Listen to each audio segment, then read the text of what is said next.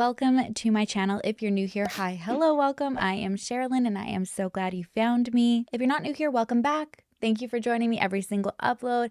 You already know I love and I appreciate you so freaking much. I don't really have any housekeeping rules today except for the fact that it is a heat wave in Edmonton and I think among other places in the globe, and your girl's dying. So like we just got the hair off. It's crusty, it's sweaty. I'm feeling like that as well. Please bear with me. Also, I started a new podcast with Chelsea Suarez, aka I am CC Suarez. It is called Here for the Clout.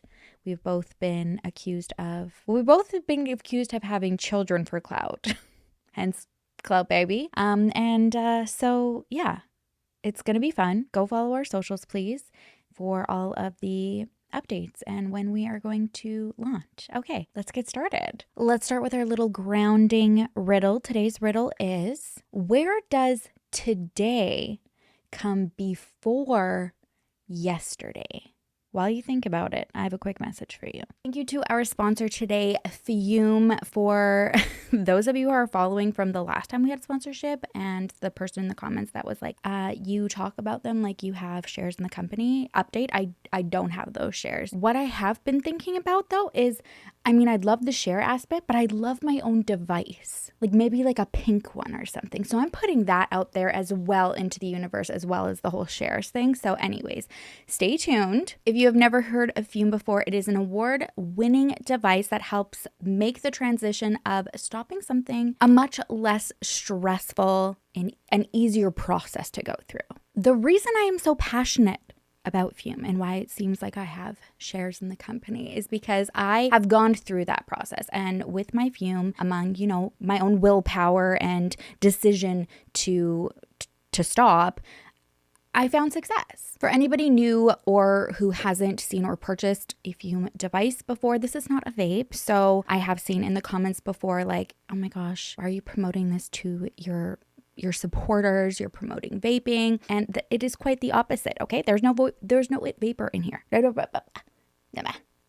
Okay, that's what that meant. The core inside has natural flavor in it, so you draw the flavor to your mouth. You're not inhaling vapor or smoke or any harmful chemicals, and it's like the movement of doing it and having the satisfaction of flavor in your mouth that kind of helps the whole process be a little bit easier, so nothing is going into your lungs, okay? On top of that, Fume is backed by doctors in the US, okay? They support it. They are continually investing in third-party studies to ensure the safety of their products, and they now have over 300,000 success stories. Your girl is one of them, and I know there are a lot in the comments as well. I love seeing you guys hype up the company so much and love it as much as I do. If you've been wanting to check them out, there's no better time than now. They have launched 3 new flavors. One of them black licorice, spearmint, and cinnamon hearts. I said in the last video, I'm loving the cinnamon hearts. Still am. I was a ride or die crisp mint gal, but yeah, that's all that's been in this bad boys, the cinnamon hearts lately. For a limited time, you can use my code sherrilyndale to get your free Fume base when you order the Journey Pack, which is the all new magnetic stand for your Fume.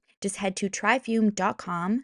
That's tryfum.com and use my code sherrilyndale, or scan the QR code on the screen to get your free Fume base when you order your Journey Pack today. So thank you again, Fume. I will be anxiously awaiting a proposal for my device and shares potentially. Okay, love you.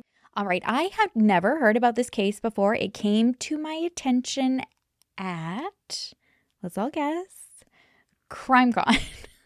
Another one. Now, this was actually somebody who works with prisoners that told me about this case.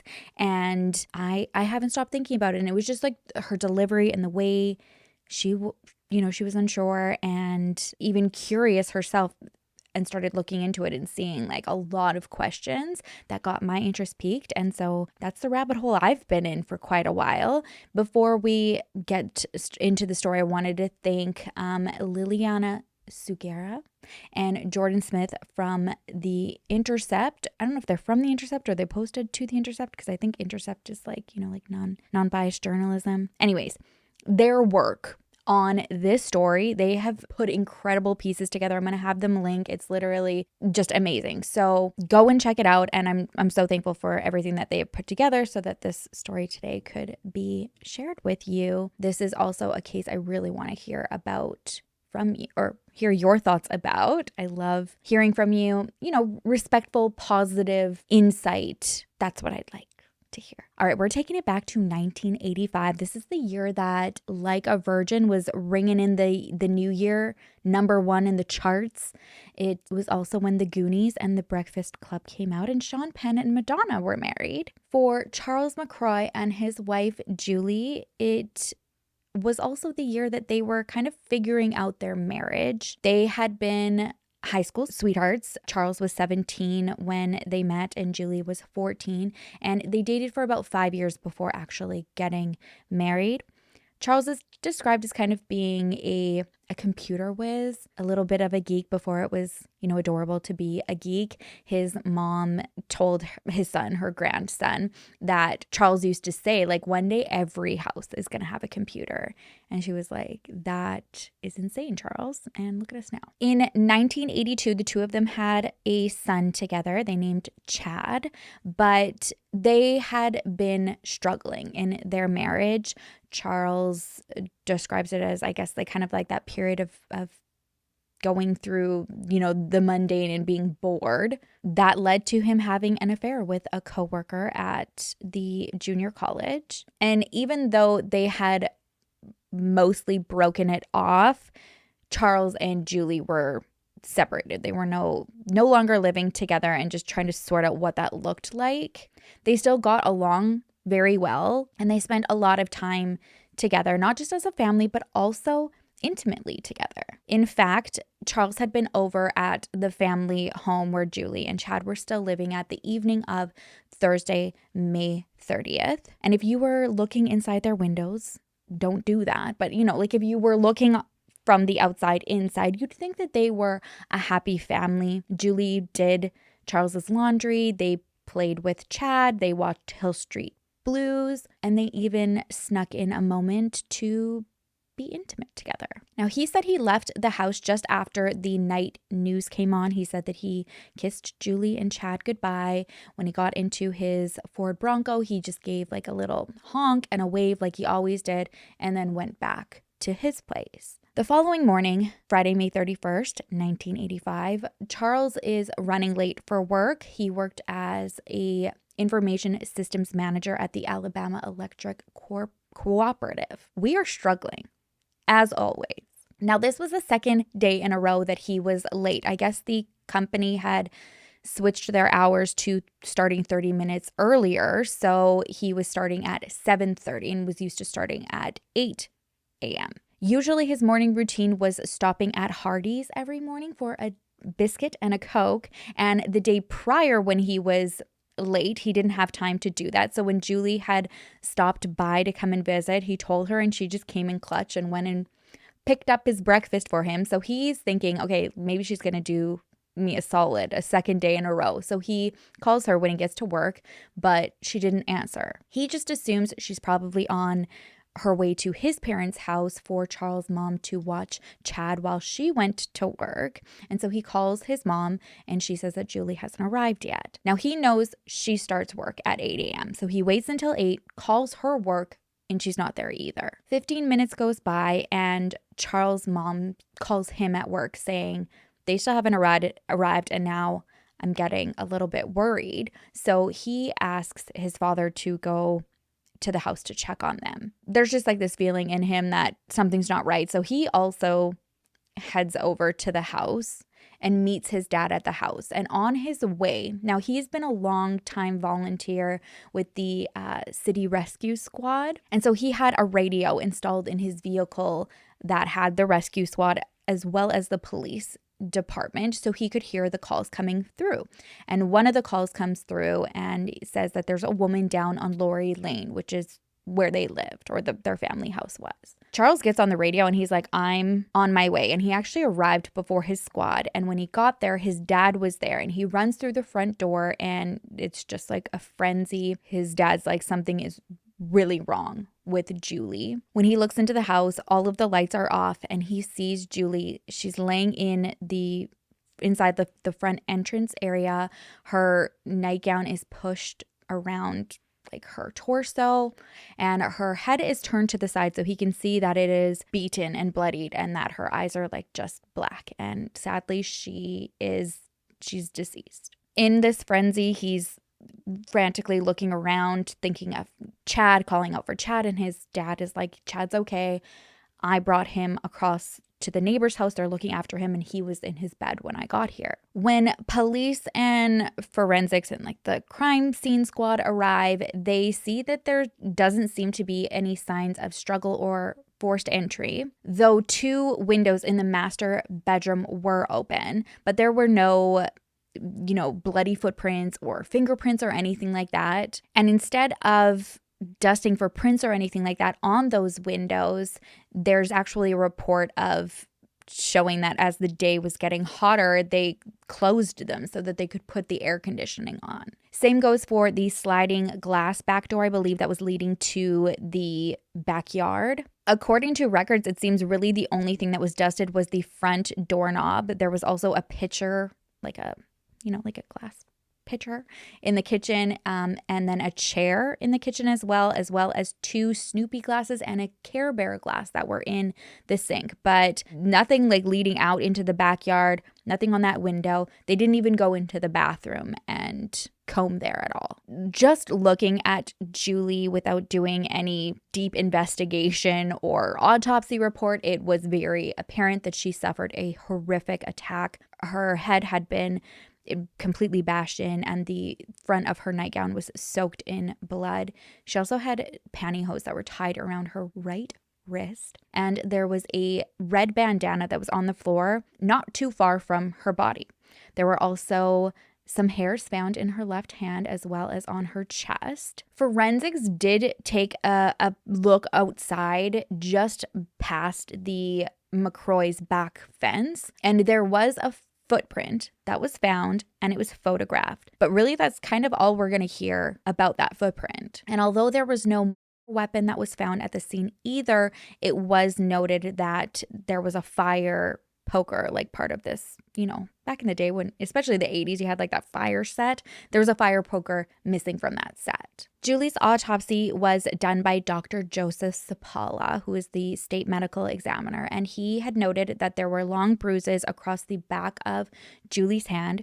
Her jaw was broken in 2 places, and there were 11 stab wounds to her chest. Even though this sounds horrific enough, it was actually the head wounds that Dr. Sapala ultimately determined to be the cause of her death.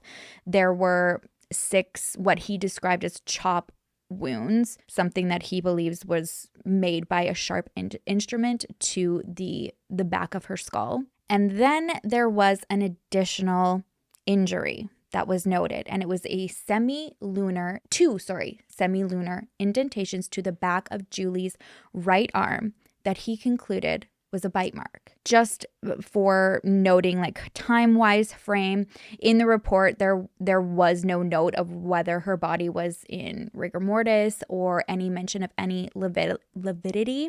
So both of those could have given like just a general time of death, and it wasn't in the report. It's no surprise that, just given the fact that Charles was Julie's spouse to begin with, and on top of the fact that they were also like in this separation unknown period, he was questioned several times. And each time he told the same story about his relationship with Julie. He did say that he had been in the house Thursday evening and that he hadn't been able to reach her since, and had been trying Friday morning, and just went to go and look when he was concerned when he heard from his mother that Chad hadn't arrived at the house. He's described as cooperative. He let the police search his Bronco, his apartment, and they found nothing. The scene was very bloody. Julie suffered a horrific attack, and there was no DNA blood evidence at the house tying him to it. or within his vehicle or at his apartment. He also consented that his dentist make a mold of his teeth for a casting. His dentist noted that when he was just doing an initial exam, he didn't notice any cuts or bruising like on his lips or gums or anything like that. But he did testify later that he noticed he kind of seemed a little bit nervous and was shaking getting this done. Keep in mind, there's also like detectives standing over the entire process as well. 3 days later, on June 3rd, the day that Julie was laid to rest, Charles was stopped in his vehicle, asked to follow the police car to the sheriff's department, which he did, and where he was arrested. According to Charles's sister, finding this out shocked everybody, not just because of him being arrested, but just how fast everybody had just automatically believed that he was a murderer. She even remembers the sheriff telling her, you know, we don't care what you think. He's a murderer and I don't have any use for him, which is shocking just given the work that he had put into the community. And not to say, I mean, there are people who volunteer, who are part of the police force, who do like terrible things.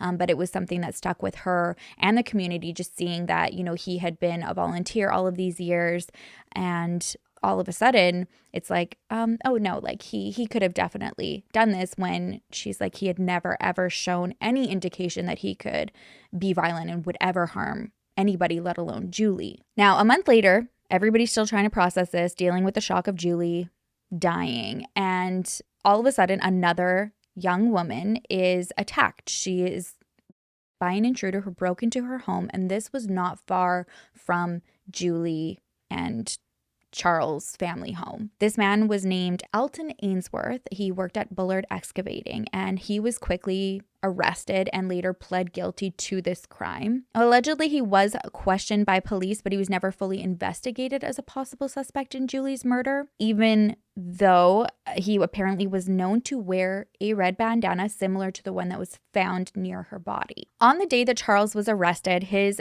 dental molds were sent to the state's head medical examiner in Montgomery, as well as the photos that were taken by the initial medical examiner, the pictures of what he believed was a bite mark. Once this medical examiner received the molds and the picture, he called in for a little bit of assistance by someone named Dr. Richard Souviron. We are trying to find somebody who has said the name. All right, so he's confirmed it himself in that video. It's Souviron. He is allegedly a renowned forensic odontologist. I had to Google to get the pronunciation. So Dr.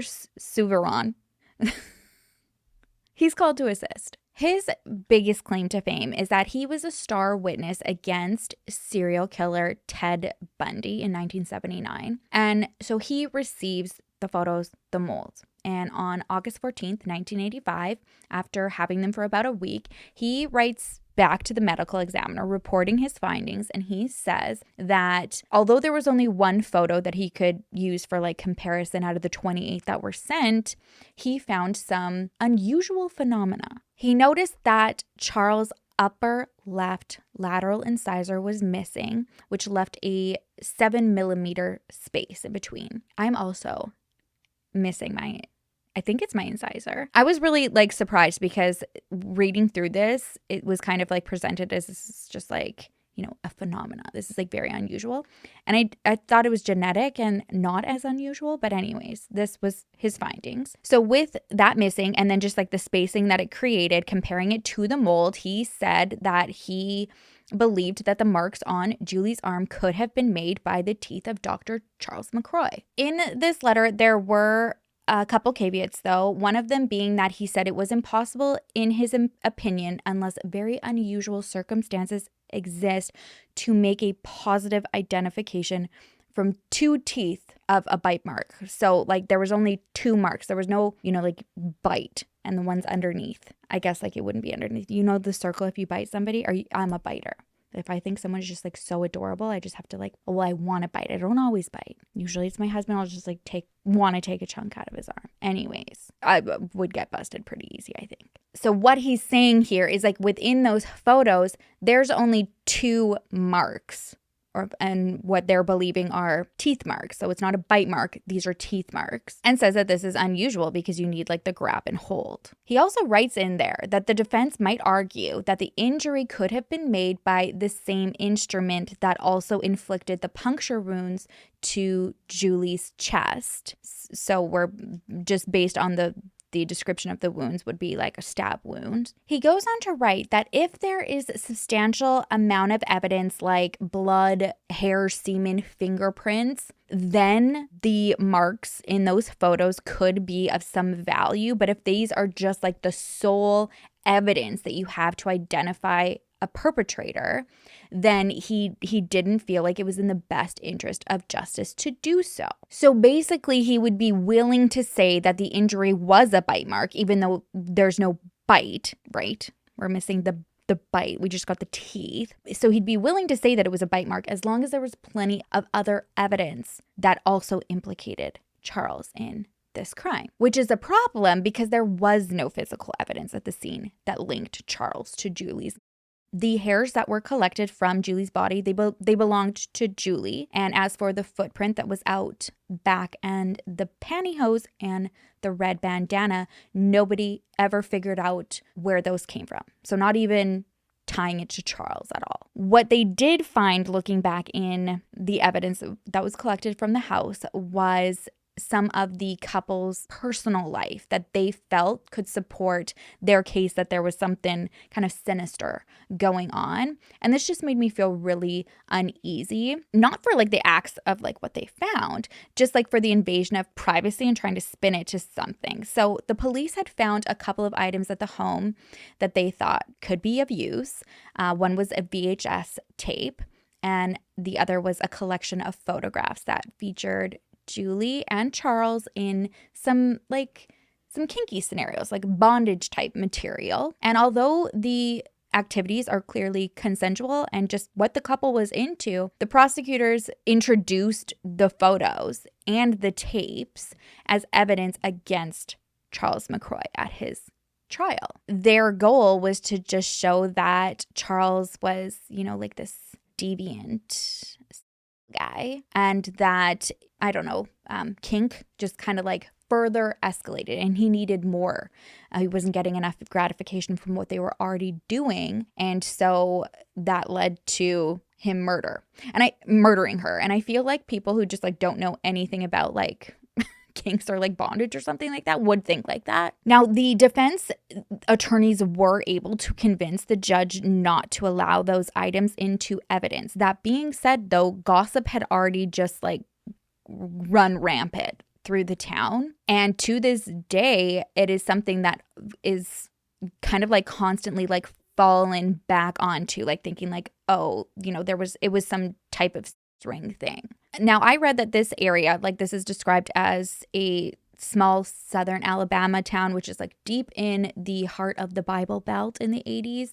And so that being said, and then coming across this and seeing like there's some sort of sex ring and bondage and all of that, it already did quite a bit of damage before the trial had even started. And his trial started fast. It began October 21st, 1985. This was less than 5 months after Julie's murder. And in the own prosecutor's words, he stated that in his experience, convictions were a lot easier to win when a crime was still fresh in the community's mind, which is kind of concerning because, I guess like a prosecutor would want that. But then when you have the community already like just fueling the gossip and rumor mill, and then you bring in members of the community as jury, the fate is pretty much sealed at this point. Now, I guess the trial transcript does not include the opening or closing remarks of the trial, but it gives a good idea of the state's theory. And it was that Charles was just tired of his marriage and decided to brutally murder his wife so that he could be free from her. And to me, I'm like, well, that doesn't really make sense because he was free to do what he wanted, essentially. Like, they weren't living together. Of course, they were seeing each other and, linking up and doing their thing together, but they were separated and everybody was aware that they were just in this period of trying to figure things out. So it's not like he needed an excuse to try to leave the house or anything like that. He would have been free to do what he wanted. The prosecutors did bring their first witness, was the woman who was his former coworker that he was allegedly having an affair with. And she was asked to read a couple of letters that they wrote to each other, but nothing in there indicated that he even wanted to get rid of Julie. He actually even says in there that he doesn't know what their plans for the future hold, not him and Julie's, but him and the woman that he was having an affair with. He wasn't really sure where he wanted things to go. He was confused. And then he just did say that whatever that looked like, his wife and his son would always be a part of his life. Now, instead of focusing on that and just taking it for what it was, there was a sentence in one of the letters, and it was just the way that it was written that became kind of the supporting evidence and focus of him wanting to get rid of Julie, even though he just said that he wanted her to be part of his life for always. And the way he had written the sentence was, "I don't think that we can truly have a future until all of the past is dead."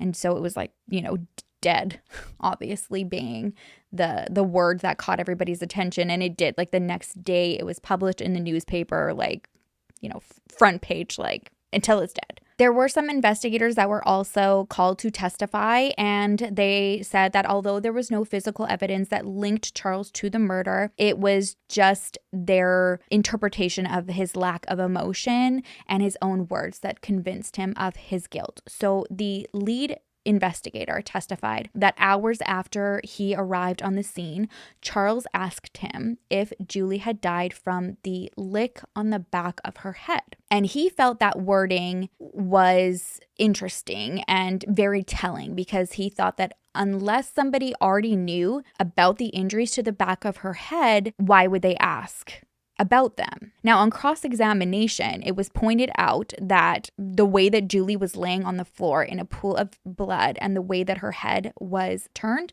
that her skull was, just to put it very bluntly, like it was crushed in. There was obvious significant injury there. And after being asked that, the investigator said, yeah, like it was obvious, but he felt that you couldn't see the very back of the head. You could only see, his words, her head was splattered open. Again, we're like mincing words here. Looking back through the transcript, it was clear that the lead detective didn't seem to know a lot about the investigation. Even though he was labeled the lead investigator, he didn't know anything about the footprint that was found near the back of the fence. And when he was asked about the potential alternate suspect, the man who was arrested just a month after, he said, yeah, I've heard of the name. There was a second investigator that came to testify, and he was questioned about the 8 fingerprints that were taken from the scene. All of those fingerprints ended up matching Julie or Charles, and he did not have an explanation for why he was lifting prints around the house that would be everyday touch points, like in the kitchen, on the pitcher, the Snoopy glass in the sink, and just ignored the things like the bedroom windows and the back gate. So he had no explanation for why he did the ones over the others. And when he was asked about the footprints that he photographed outside of the fence, and if they were ever compared to any other print or shoe, specifically of the employees over at the Bullard Construction Company where Alton Ainsworth worked, he said no. On the second day of trial, prosecutors called 20-year-old Huey Dwayne Meeks, and he had been staying at his grandparents' house at the time, and this was diagonal from the McCroy residence. And he had testified that when he left to work at 5:15 a.m., he said it was still dark outside, but he noticed that Charles' Ford Bronco was parked there. This obviously is conflicting with Charles' statement saying that he left just before the nightly news and even, honked and waved and made noise in the neighborhood like he always did. Now, on cross-examination, the defense had pointed out that this was conflicting with his initial statement given to police. He said that he might have seen it on a different day because, again, Charles would go and visit Julie and Chad at their family house often. But then he had retracted that statement when he said that his grandfather had also seen the Bronco, or believed that he did, out of the dining room that morning. Now, we don't know. I was not there. You were not there.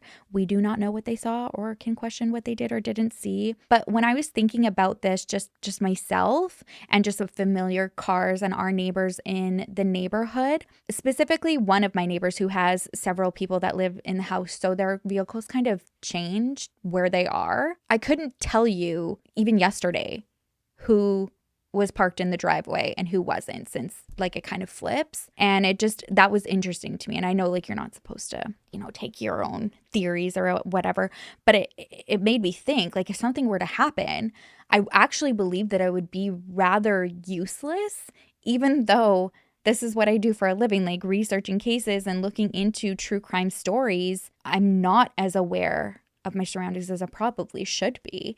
I would not have any idea who was parked in the driveway last night at my next door neighbor's house, who we're really close with. That being said, the last and most important witness for the state was Dr. Souviron. I think I said it right that time. He was the teeth expert at Bundy's trial. And I guess you would say around this time, he was really making a mark and a name for himself. And earlier that year, he had also helped win a death sentence case for a Florida man against, I guess we could say, a Florida man named Robert Dubois, who had insisted on his innocence while he was on trial for rape and murder, who I'm just going to, spoil it right now. He was actually exonerated, I believe like 20 years later. At this time, he's relatively new, but obviously had made a big name for himself with the Bundy trial. But throughout his career, he has testified that he's been an expert in at least 50 cases in up to 14 states already. Now, despite that letter that he wrote, where he had warned that relying solely on this bite mark is not like in the best interest of justice, he went to court and later said that the molds and the photographs, putting them together, was good quality evidence, and showed this to the jury, putting the mold on the photo, which I think is like always like a very, I don't know, like flashy, like what's the word? Captivating moment for a jury to see. And I get that. And so one of the close-ups of Charles' dental mold is like positioned over this like enlarged photo of this alleged bite mark. And it does look like there's like almost that it aligns. Now, he was asked to explain why there were no marks of the lower teeth that you would expect if it's a bite mark. I know that this seems like, okay, why are we focusing so much on the teeth mark, bite mark wording? It's going to be important. He was asked, would you classify these as bite or teeth mark? And he said, well, that's a really good question. This isn't a bite mark because you just have the two teeth here. And so he said that mark was a result of the arm being thrust into the teeth, rather than somebody taking a bite of her arm. And this theory is really concerning because if you put into the sequence of events from the medical examiner next to that testimony, they are conflicting, because the medical examiner determined that the blows to Julie's head came first and that it was followed by those injuries. So if Julie had already suffered like a mortal injury, it would have been difficult for her to thrash around and thrust her arm up into anybody's teeth. After this, I want to just call it, theatrics, the case rested, or both sides rested, and the next day, the jury found Charles McCroy guilty. He was sentenced to life in prison. And when he was asked by the judge if he had anything to say, Charles just said, no, sir, other than I did not do it. And to this day, he has been maintaining his innocence ever since. He has appealed this decision 12 times. He even has the support of the Innocence Project and the Southern Center of Human Rights. And he was finally granted a evidentiary hearing that took place in April 2021. Buckle up, because we would not be talking about this if that went well. At this evidentiary hearing, someone by the name of Dr. Adam Freeman was called to testify. Now, Dr. Freeman was somebody who was once a very big believer in bite mark evidence, and he's also a very powerful figure within the American Board of Forensic Odontology. Maybe I need an odontologist too.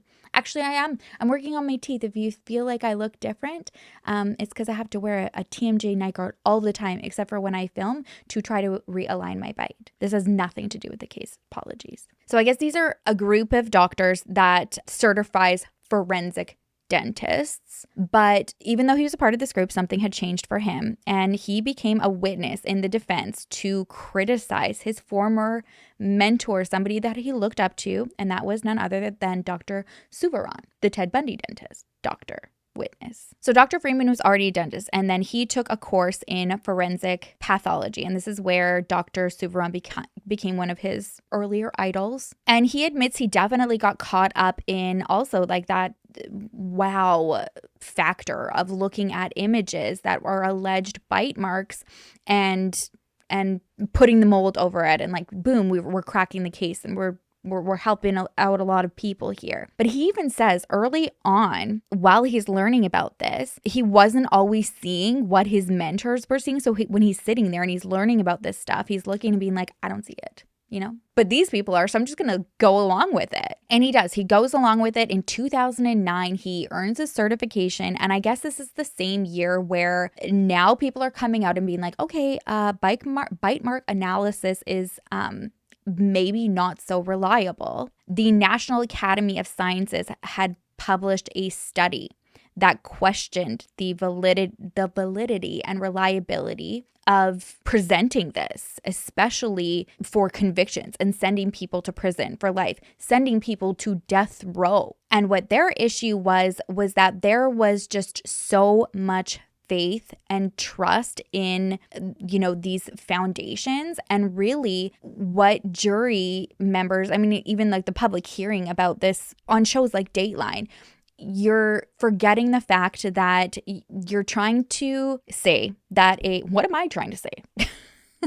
First of all, they're trying to say that human dentation is unique. So it's like DNA, which yes, if we're taking an actual mold, that absolutely is factual. But you're trying to compare that and marry it together with the fact that the skin can accurately record its uniqueness. The skin is not like, you know, those like mold impressions where you just gag and embarrass yourself at the dentist when it's just getting every little groove. And when you think about that, I had never thought about that. And then I was like, that actually, duh.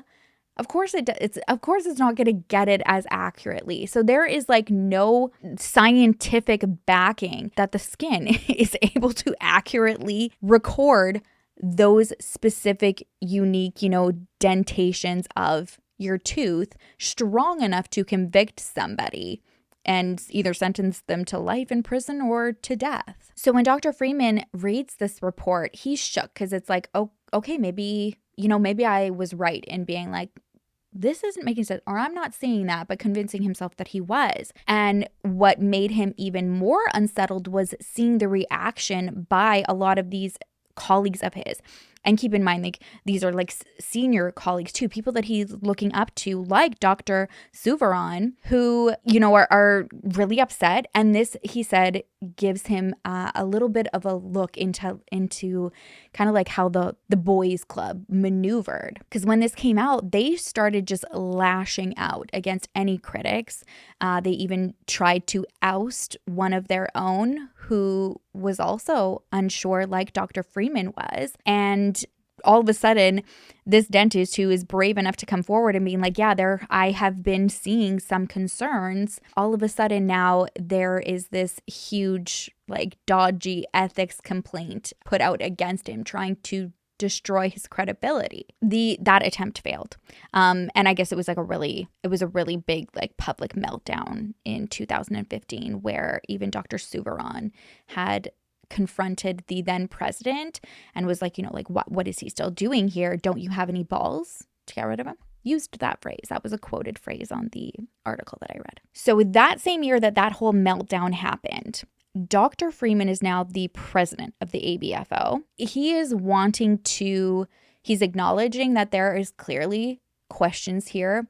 This is not as reliable as everyone was wanting and hoping, but they were wanting to get it there. So they decided to kind of impose standards, like new standards for practitioners to follow who are wanting to use this type of evidence. And they started with just designing a validity study that asked forensic dentists, is this mark that you see a bite mark? So very standard, like, is a mark that we are looking at when we're looking at evidence here, is this even a bite mark? And he thought this, well, yeah, like we all would, this should be easy and straightforward to decipher. So he and his colleague, they sent it out. They asked board certified members to submit their own images of patterns and injuries that they have encountered in real casework. And they posted 100 examples online. And they included one image that they knew for certain was not a bite mark. This was actually a photo that one of the dentists had submitted of himself, of just an injury that he incurred when he was opening a box. And so then he invited all of his colleagues to review, and he said all of the answers were completely all over the place. 60% of the people who responded identified that box opening injury as a bite mark. And Dr. Freeman says just with this initial response of everybody, like even not knowing actual bite marks, if they were, he was like, he immediately goes to that question, like how many people have been put on death row based on a bite mark? And we're supposed to be the experts here and no one knows. So what happened next is just like, literally like the hair on my arms is just like raising. I feel sick. So he was slated to present his findings at a conference that was coming up. And just with these being concerns and having respect for, you know, the veteran ABFO members, he gives them a heads up being like, this isn't good. And once he does this, he says that there is one of those higher ups that asks him to rerun the study, but just use the answers supplied by like those elite veterans. And so he agreed. And then it, you know, maybe kind of gives insight of the pool of who they can go to and who we are qualifying as experts. And he said when he did this, those results were worse than the others. And when he tells this veteran fucking Sherrilyn.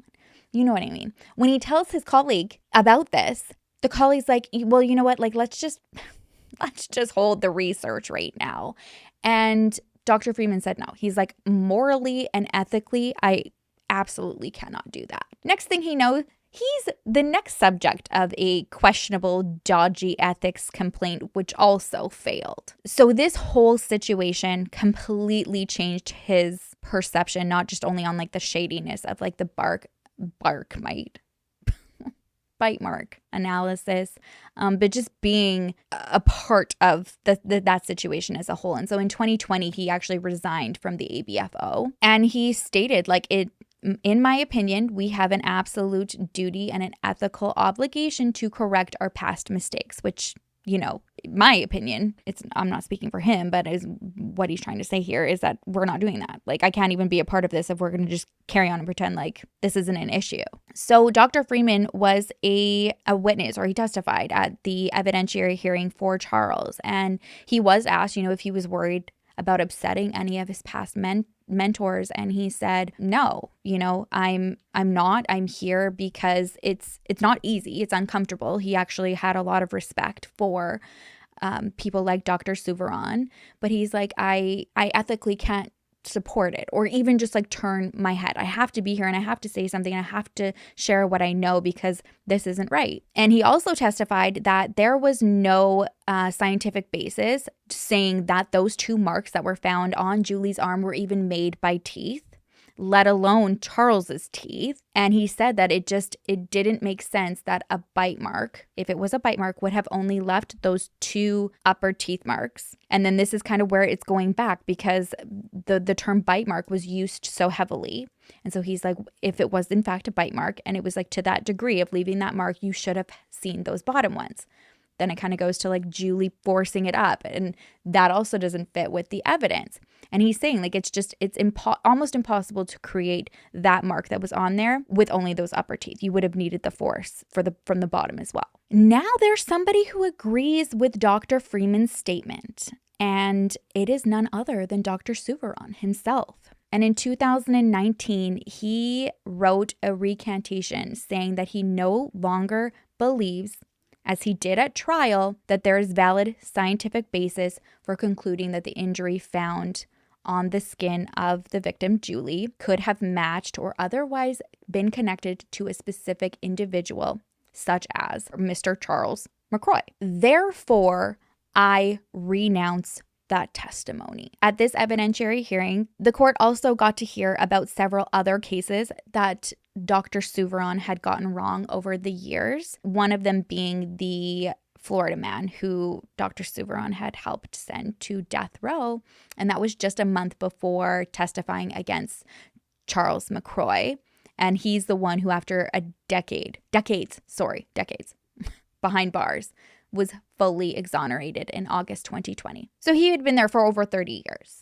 At this evidentiary hearing, it was also brought to light that those marks shown at trial were not the only ones that looked like that on her body. There was also a similar looking injury near Julie's armpit that was just ignored and not acknowledged at all. And to me, it's like, okay, the likelihood of being able to get the one only teeth mark to show, even though it would have been a bite mark, is like one in I don't even know, because I'm not even going to try to think, because it's just like junk science we're talking about right now. But then to have a second one, it does fit more with it potentially being like possibly that poker of having that space and indentation. So what the prosecutor tried to do was basically just rely on like the whole mincing words and being like, okay, what Dr. Souviron was doing in Charles McCroy's case wasn't actually bite mark analysis, and to just kind of focus more on like the teeth. Like, let's just forget that that was even a thing, and we're just gonna stick with it being teeth.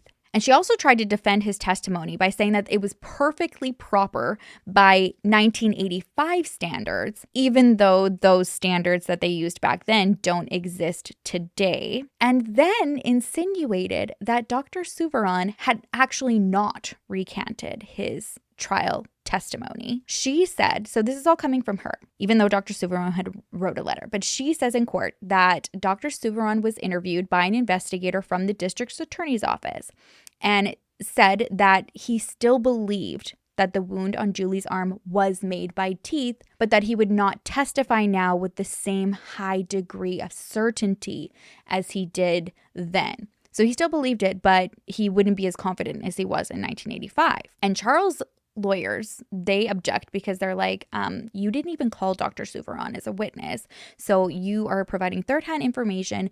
This should not be allowed, or bring him in and allow him to be the one to say it. Regardless, the judge just allowed it. Like, he was just like, no, it's like, all right, we can just assume. And then we come to find out, the Intercept does, the gals at the Intercept who did incredible work here and are still doing incredible work, they find out when they spoke to Dr. Souviron that he never said that to the prosecution. He even shared that he had been subpoenaed, and then the state just like released him from going to the hearing. He even doubled down and was like, you know, if they want to, they should be able to pull the interview that I did with law enforcement, because that whole thing was recorded when he had recanted like his initial opinion. But that wasn't shown. It was just like, the prosecutor was just like, yeah, he said this, and it was just believed, which is so fricked up. The witness she did end up questioning was the young neighbor at the 20-year-old neighbor at the time, who said that he saw the Bronco. So he was 20 then, and when he was called back, he was now 50 years old and allegedly not happy to be in court. And instead of asking him questions like about what he remembered from back in 1985, the prosecutor just made him read through his previous testimony. And I guess while he's reading through this and she's asking questions, he seemed confused, and he was kind of going against like what he was saying at the first trial. And since he wasn't answering the questions like right on, she was interjecting and seeming to get like quite agitated, to the point where the judge finally interrupted and was like, you're dismissed. I guess before him being officially dismissed, the prosecutor did ask, do you still stand by your testimony at trial? And he said yes. So Charles' defense team just basically closed with highlighting the fact that the evidence that was presented in that initial trial was just not enough for a conviction in the slightest. and really hammered home that it was Dr. Souviron's testimony that was what put the nail in the coffin for Charles, and that this was no longer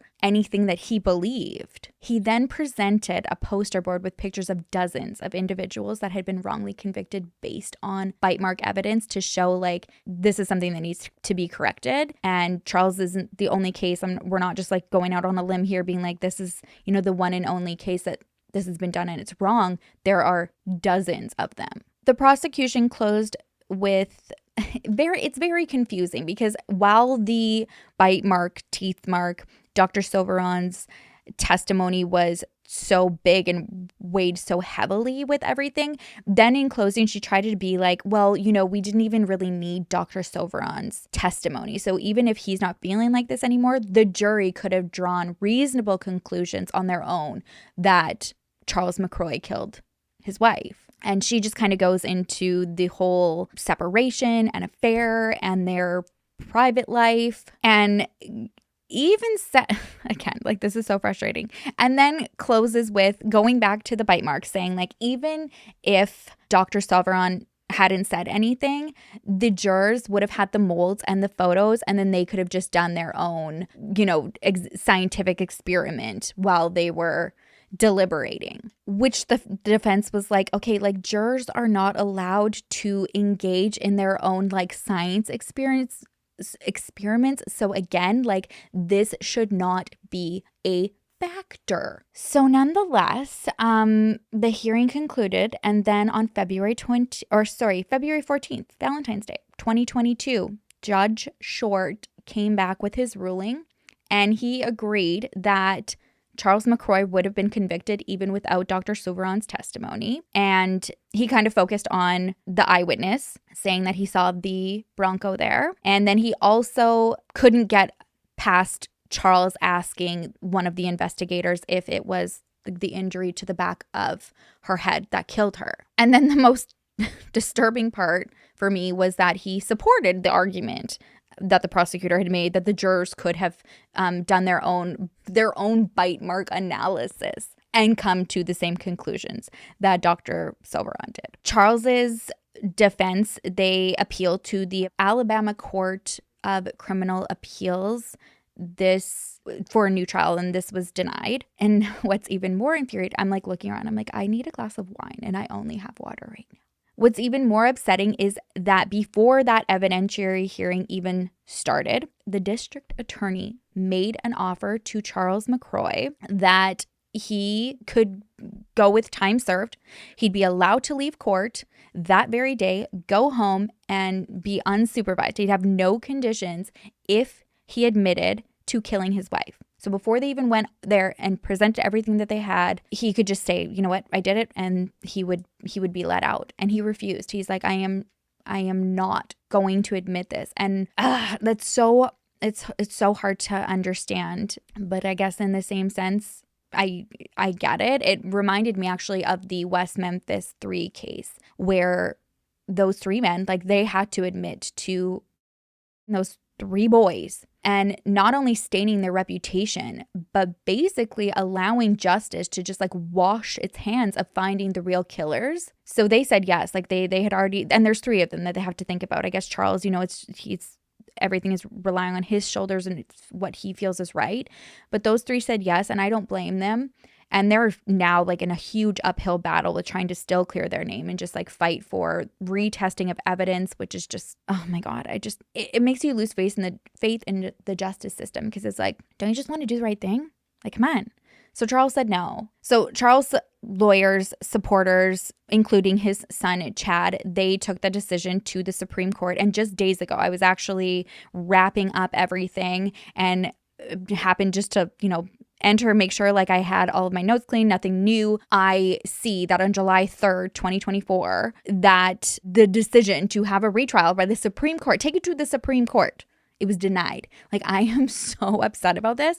I thought, okay, like after looking at everything, I'm like, we got to get some attention on this. It's gonna be okay. And I knew that that they were gonna go to the Supreme Court. And I know that can take quite a bit of time. And yeah, that decision came back just days ago, denied. So yeah, I don't know. The whole thing is just upsetting. At the end of the day, I feel for everybody involved. Chad, he very much believes that his father is innocent and fighting for him. And on the same side, you have Julie's family who believe that Charles was responsible. And so they are like sitting on the opposite side of Chad. And you've got that rift with the family, and they're also reliving this all the time. And to them, it seems, just based on some of what they've said at like parole hearings, that the personal sex life of Charles and Julie has really affected them.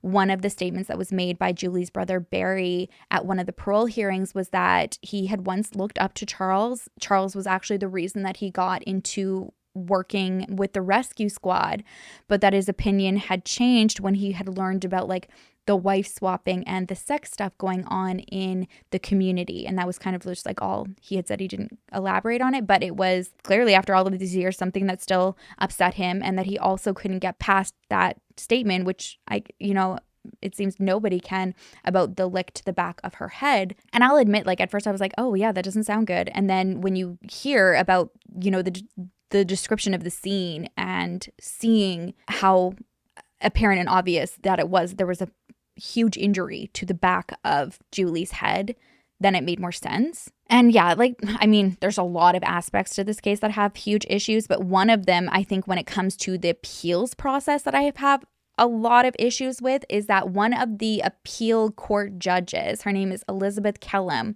she had previously worked at the Attorney General office that had ruled against Charles' appeal in 1986, that he had done like right after conviction. It was like his first one. She had already, voted against it. And this is when that bite mark was heavily a factor. So that's, I think, what she's still going on basing off of. The defense did argue, that she shouldn't be there. This is violating Charles' constitutional rights. And they did say that they would rehear the case. That never happened. Instead, what they did was they just removed her name from like the decision and just reused the previous opinion. So it was just like, oh yeah, we'll rehear it. And then they were like, let's just say that she wasn't here and she wasn't a part of the decision, and the opinion stays. Now, as if there isn't enough that's like super frustrating about this case, there's some more. And one of them is that a lot of people who have been convicted of crimes that is based on this type of science that is no longer holding the same weight that it once did, was that there was DNA that was preserved to help their case, and just be like, okay, we are just going to completely kibosh the bite mark or whatever it is, and it's their own DNA that is either not present and somebody else's is, and they're able to charge that person with the crime. In this case, there is no DNA evidence, and according to Chad McCroy, so Charles's son, several years ago, he had access. He says that he had access to the evidence room at the courthouse, and he recalled seeing a bag that had fingernail clippings in it, as well as a nightgown. He's assuming that it was the one that Julie was wearing when she had been killed. And he had later told his father's trial attorney about this, and was like, maybe something in there has some DNA. With today's advancements, we can find something. And when that lawyer went to visit the evidence room himself, he said that there weren't none of those items. The only item that was there was that dental mold, which, if that's true, holy F balls. I am going to leave a link for you to the pieces that had been done from the Intercept, the gals over there that are just like following this for years. It feels like they will, they know best. They will know how you can support the best, how you can get involved, what you can do, and probably answer any questions that you guys may have. I'm going to keep following this one closely because I cannot stop thinking about it. I'll also give you updates if I come across any, which I hope I do, that are positive. I really want to hear your thoughts. Again, please be positive, respectful. Please make sure that we keep the conversation, positive. I'm thinking of another word. It's just literally not coming to me. Positive, useful. That's not the word either. Put the word that I'm trying to say in the comments. Productive.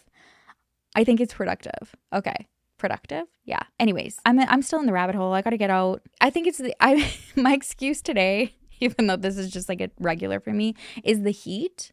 So yeah, stay hydrated out there. I know, like I said, a lot of areas, extreme heat waves going on right now. If you're following my Instagram stories, you know I am not okay. I am not equipped to deal with this. I also don't want to complain because I'm appreciative of the warm weather, but this is a little bit much. So, okay. Thank you again to our sponsor today, Fume. Make sure to use my code sherrilyndale to get your free Fume base. When you order their journey pack, you can head over to tryfume.com. That's tryfum.com and use my code sherrilyndale or scan the QR code on the screen to get your free Fume base today when you order the journey pack. I will see you in the next video. I will miss you terribly. Until then, make sure to love each other, love yourself, and I will see you soon.